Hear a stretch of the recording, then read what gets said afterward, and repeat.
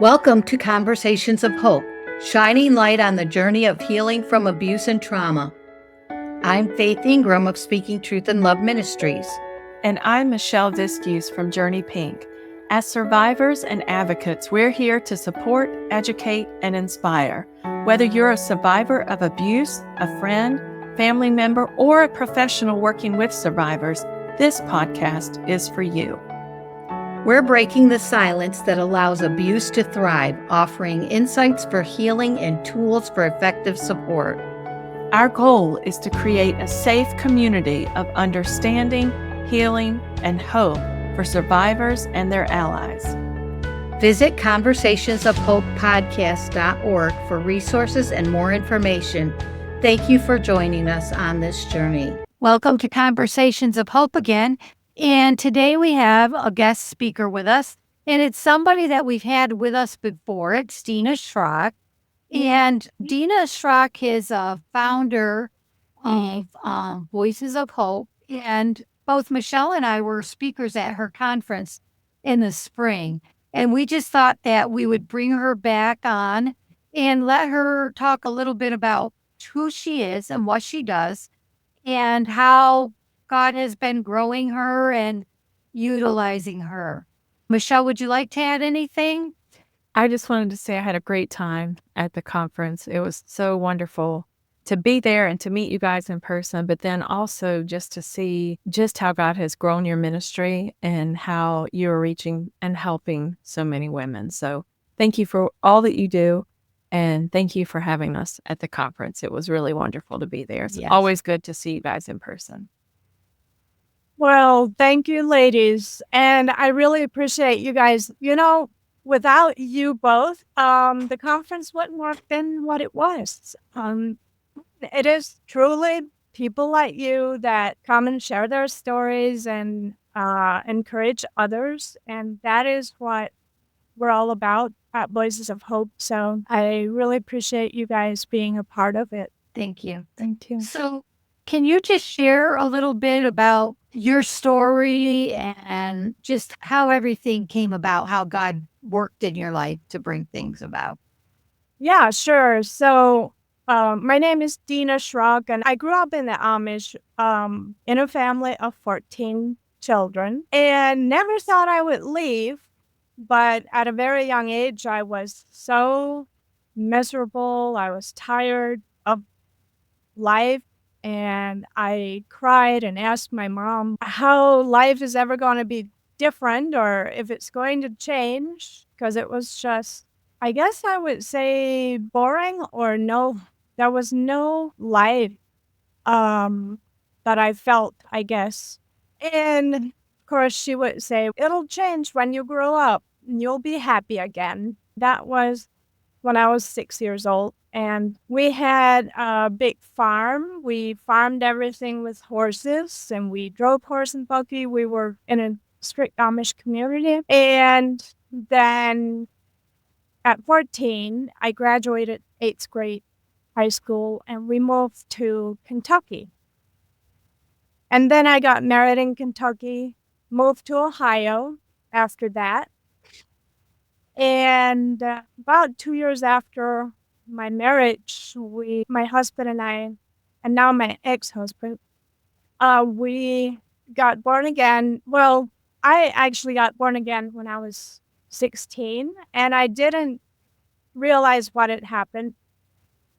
But then when I got married and we started talking about the Bible, and my husband at the time was reading the English Little Gideon's International Bible. And he started talking to me about the things that he's reading. And I'm like, yeah, that makes sense. But we can't read. We're not allowed to read too much, or they're going to say that we're deceived, or you get blamed for having they say, weird belief, or you're reading the Bible too much, or you're deceived by a strange doctrine when you become born again. So we didn't talk about the born again scripture to anyone. That was John 3:16. Other than my brother that was just older than me, he got born again and started writing us letters because we were in different states. And so we wrote letters back and forth to encourage each other in the Lord. He finally then went to the bishop and told the bishop that he believes in being born again, and he wanted the bishop to know that he's born again and he's going to be verbal about it. So the bishop said, if you believe that, we'll have to excommunicate you, which is shunning, put you in the bond. And then we kept writing letters back and forth, and my brother and his wife came to visit. We didn't shun them, so of course that put us in trouble. And within like a week, we were supposed to confess that we sinned for not shunning them. And we refused to confess, so that brought us the shunning. The church excommunicated us. So that was really a difficult time because I was very close to my family. I was close to my sister that lived near me at the time in Ohio.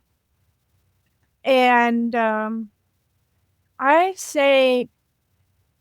really think that I grieved the loss of my family, my parents, especially my parents during that time. We left the community then and moved away a little bit. We had four children together.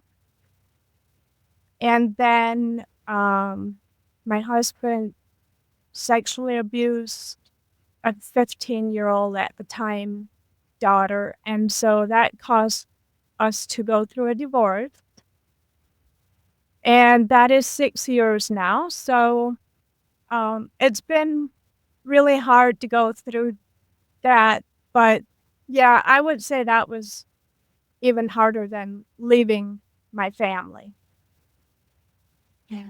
So Yeah. And when you left the Amish, it was kind of partly because you were excommunicated, so you had to leave.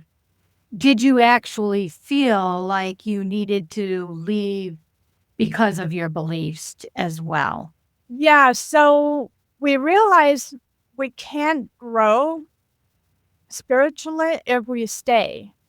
And we could have stayed even though we were in the bond or being shunned. We did actually stay for 6 months, and we kept going to the church and living their standards, obeying the rules for about 6 months because we thought that we would be in light to them and show them that we're not leaving, or we're not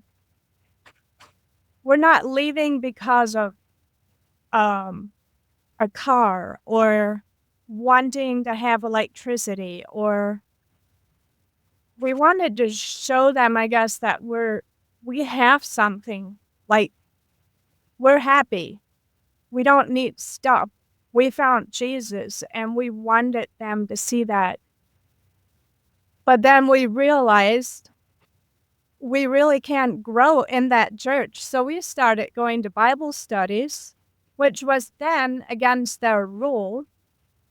And so it just kind of led from one thing to another that we gradually got a car. And it took me quite a long time getting my driver's license because honestly, I didn't want my family to see me behind the wheel. I was very bound by fear of man.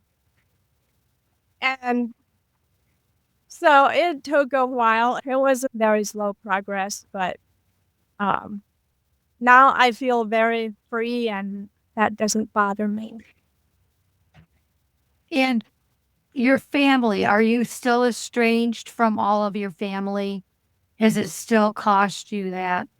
Well, so funny thing, they have the Amish where I come from, they have been through so many splits.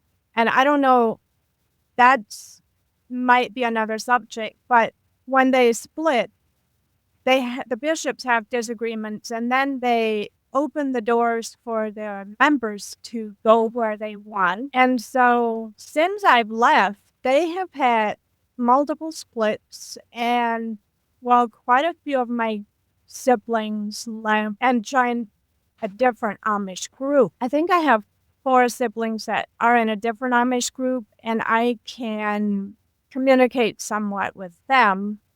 Like, one of my brothers just had a daughter getting married, and he invited me to the wedding. Which if they were still strict Amish that we grew up in, that would not have happened. So I can associate with those who have left the Swartz and Truber Amish, but the ones that are still in the strict Amish, they would not invite me to anything. And you said that 6 years ago you divorced your husband because of abuse of your daughter. And that had to be very difficult as well because you already lost a large portion of your family before that.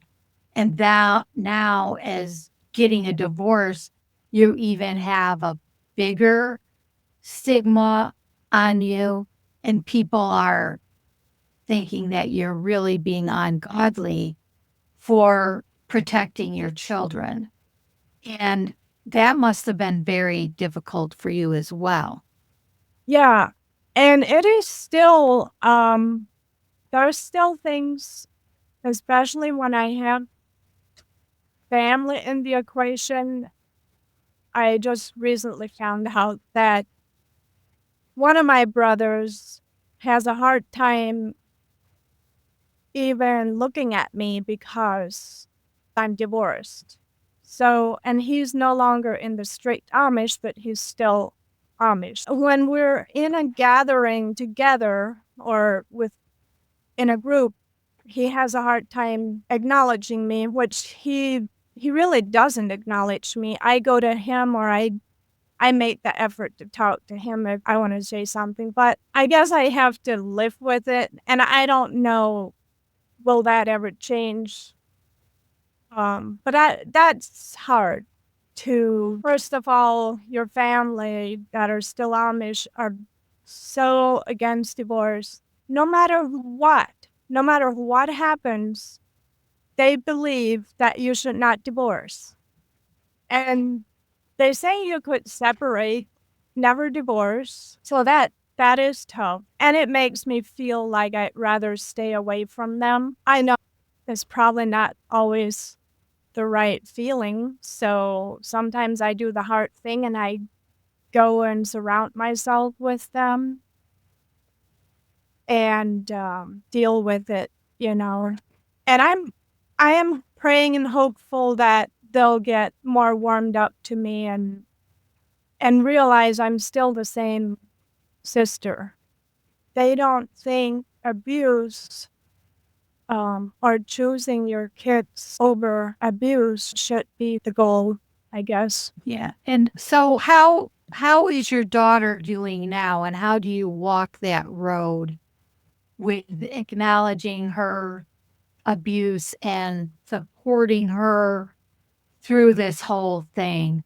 It must have been difficult for everybody in the family because abuse within a family, there are no quick, easy answers and there are no quick fixes. And people think that there should be, and it's not the case.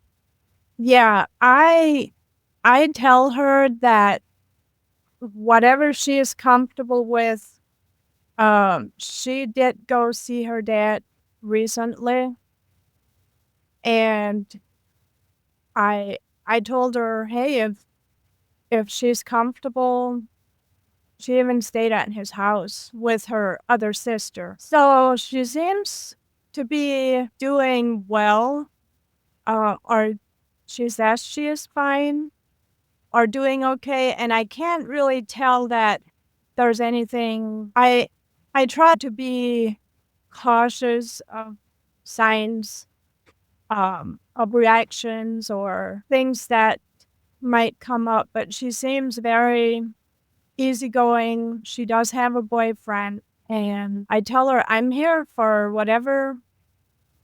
If she ever wants to talk about anything, I don't force, I don't push. When it first happened, I was told that, oh, she needs to go to counseling. We all need to go to counseling. Well, we did, but I think the timing for her just not the right time because I forced her, and finally I said, you know what? If you go 10 times and you still don't want to go, like you just can't open up, then I'm not going to force you anymore. And so that's what we did in the beginning. It's really tough being a mom and hearing from someone else what you should do, and then you think, well, then I'll try that. But then it's maybe not the right thing for your family or for you and your kids. So I think hearing them out and waiting on them is kind of what I've done. I'm open to have people like you also tell me how you felt when you were a little girl and abused, or what you would have wanted your mother to do. I mean, that helps a lot for me too, is to hear others. Yes.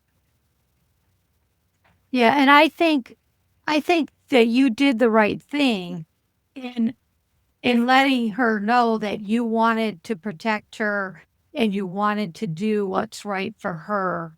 And even though the counseling wasn't what she wanted at that time, just knowing that you wanted to make things as good as possible for her. And as a child, you don't know what you want.